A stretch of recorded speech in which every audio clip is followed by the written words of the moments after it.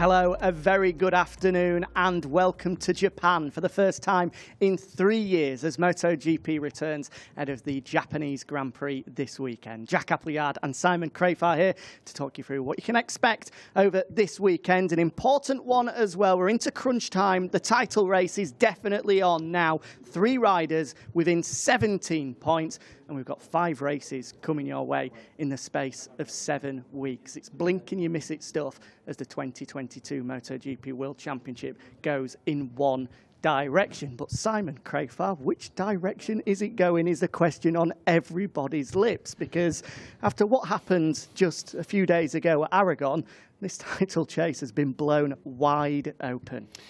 Well, when you say which way is it going to go? Are you saying who's going to lead? Who's going to get in front? Well, it is too, I mean, I've got to come back. It's too hard. I've been saying this the last 2 when there was a gap. It's too hard to predict.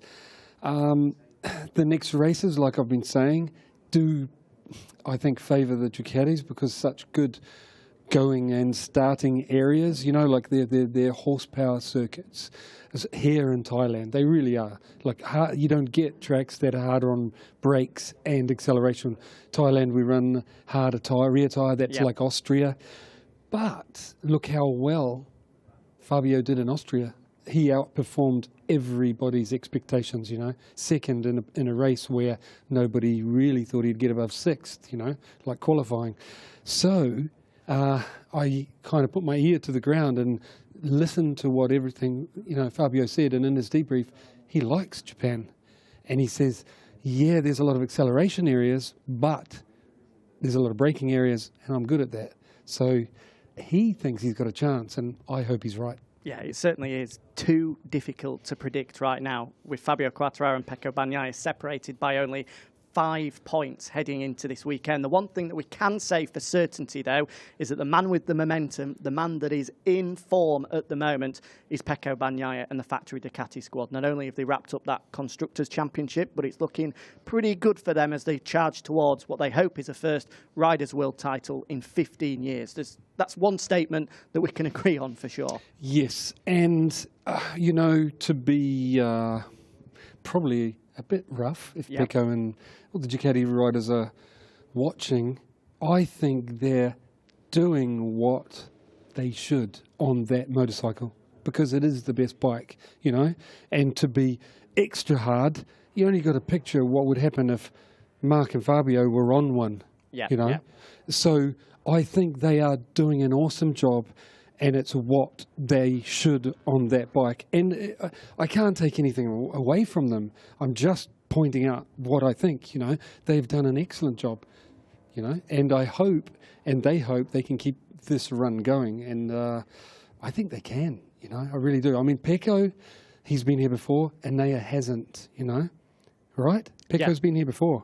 Pecco's been here before on a MotoGP machine. His rookie year in 2019. Yes, but Enea hasn't, and there's quite a few others. So it's going to be obviously harder for Enea and a few others, but Pecco should be able to keep the ball rolling.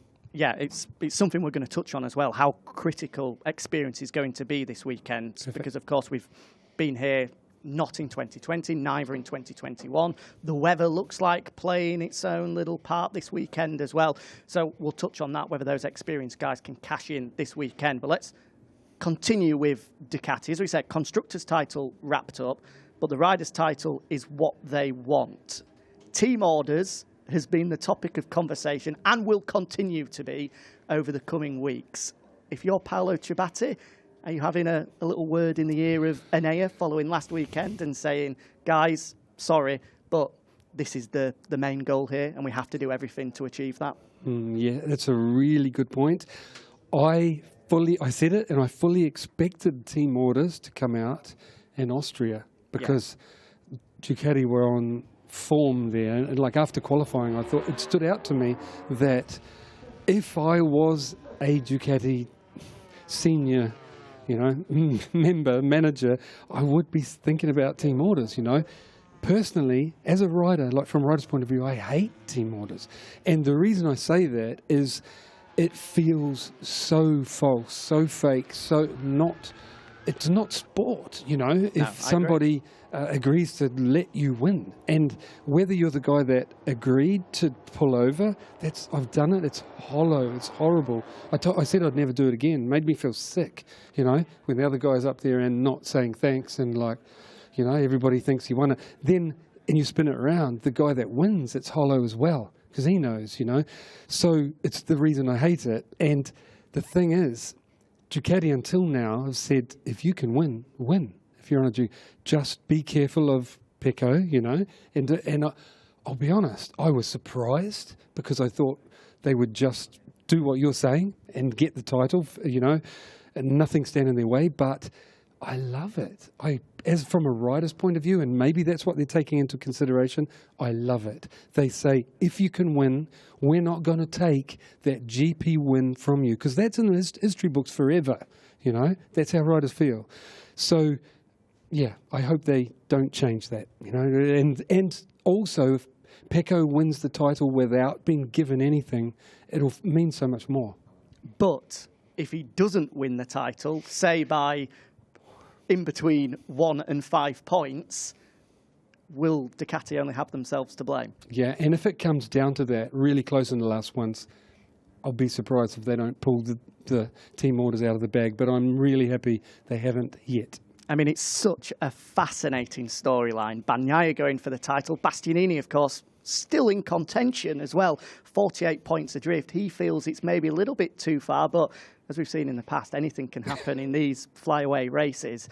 Of course, teammates next year, we can sense, given what Enea said following his French Grand Prix victory, that he felt that Pecco potentially didn't want him in the box next year, that it is an incredible story that's going to rumble on, and I hope it does as well. How do you see it culminating now? Do you think that potentially, if the pair of them are able to ride at the level that they've shown, both at Misano and at Aragon, that there could be contact, or do you think it's unlikely to get to that stage? Because it has been close. I think now that they are teammates, there'll be a closer bond. Just the way humans work, they know they have to work together. I think they'll be okay, you know.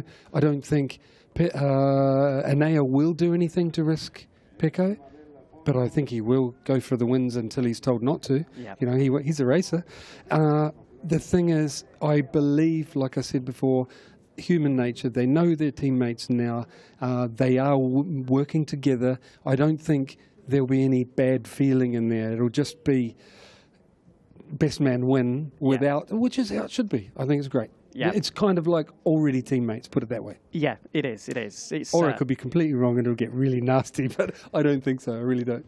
I mean, on a selfish standpoint, if it was, I wouldn't mind. It would be fantastic viewing if they were to go toe-to-toe again. But let's wait and see. Let's wait and see. On that topic, MotoGP.com, check out the latest unseen video, behind the scenes, after Enea's Aragon Grand Prix victory. A really telling sort of 15 seconds when Davide Tardozzi walked into the box to congratulate him, but didn't have the biggest smile on his face as he congratulated Enea. Almost just gave him a little tap on the stomach and sort of said, okay, if that's the game you want to play, said, I think in Italian, translated across as, you'll get a rap on the knuckles later for that one. And Alberto Giubiolo, his crew chief, said, oh, just let him vent, Enea. And then he stormed off. So well worth watching that. It's a storyline that's bubbling away. And it could well play into the hands of Fabio Quartararo. We've touched on him right at the start. Still leads the World Championship, but you do feel that things are going to have to change very, very quickly if he's to hold on to the lead of that championship. Yeah, and like I think my feeling is Fabio is a champion. I've said it before.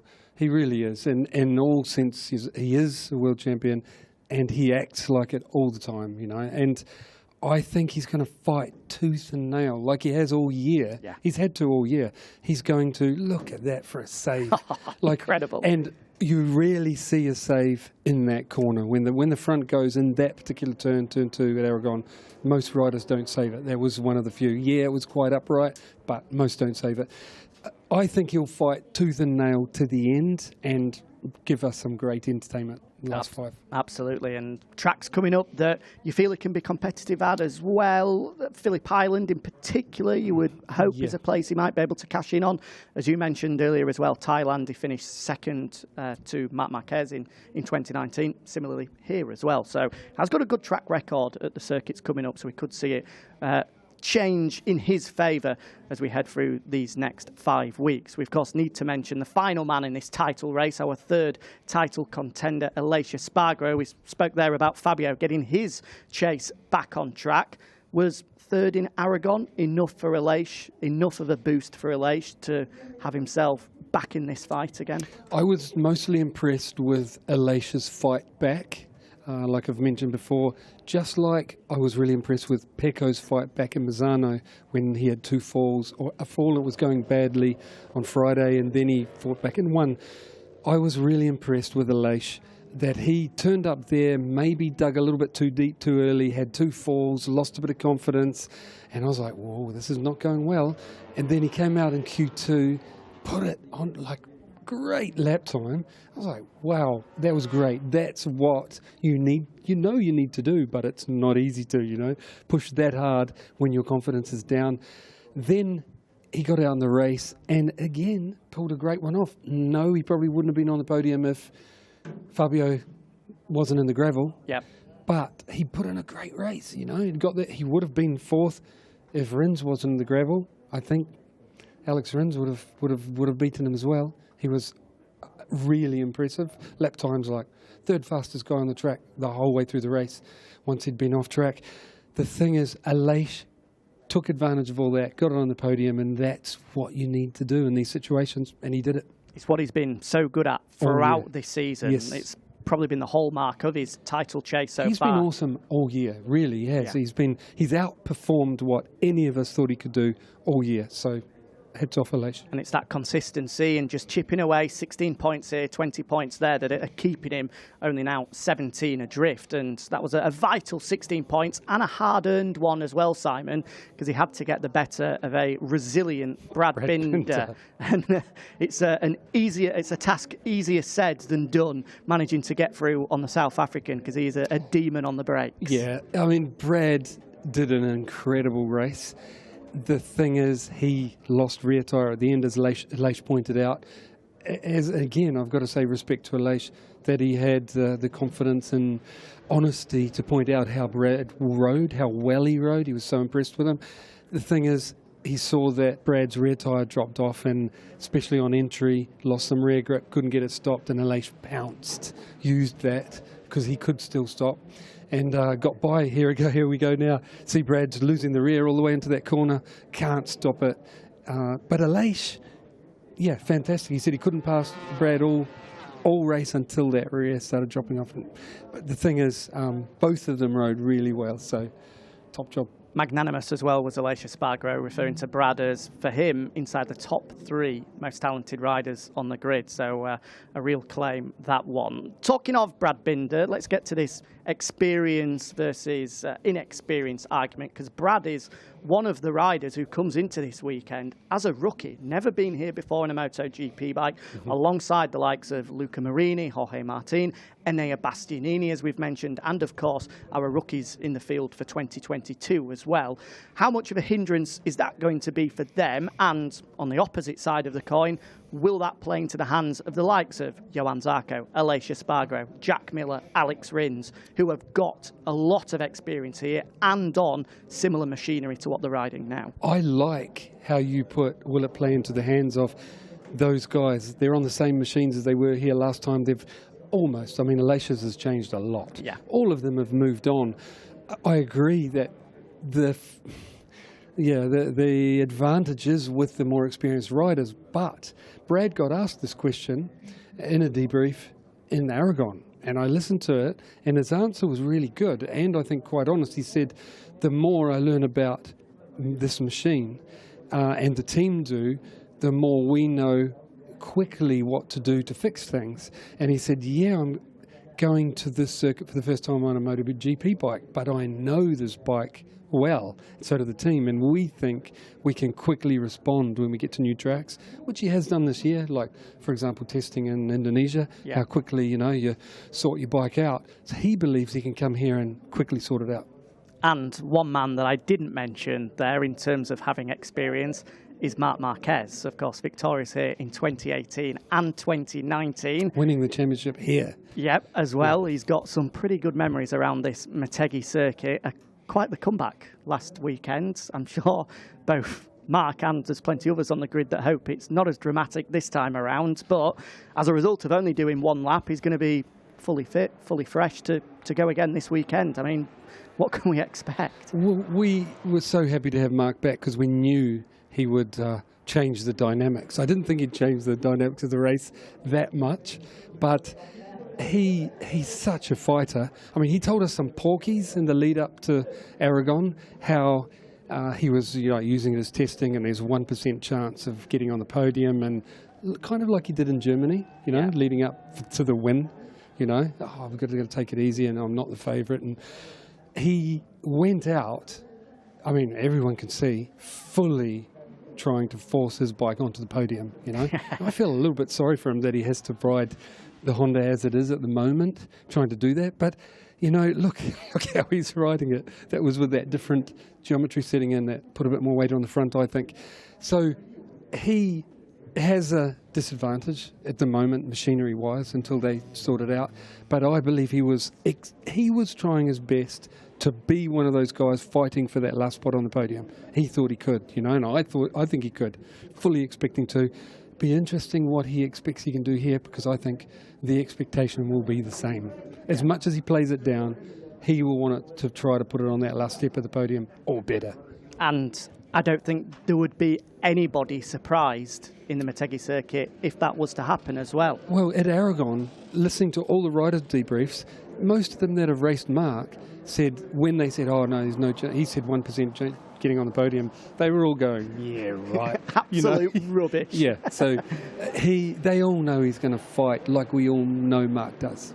It's going to be fascinating to see anyway. So many storylines as usual, but the main one, the title fight as we head towards Valencia in just 7 weeks' time now. 5 rounds coming your way, including 4 in the space of 5 weeks, kicking off this weekend here at Motegi. We'll hand over now to Matt Burt, who'll be speaking to our 3 title contenders, Fabio Quartararo, Pecco Bagnaia and Aleix Espargaro. But don't go anywhere after that, because we've got another press conference coming your way with Hideo Bastianini, Marc Marquez and home hero Taka Nakagami. Thank you for joining us. Thank you, Simon, and enjoy this weekend.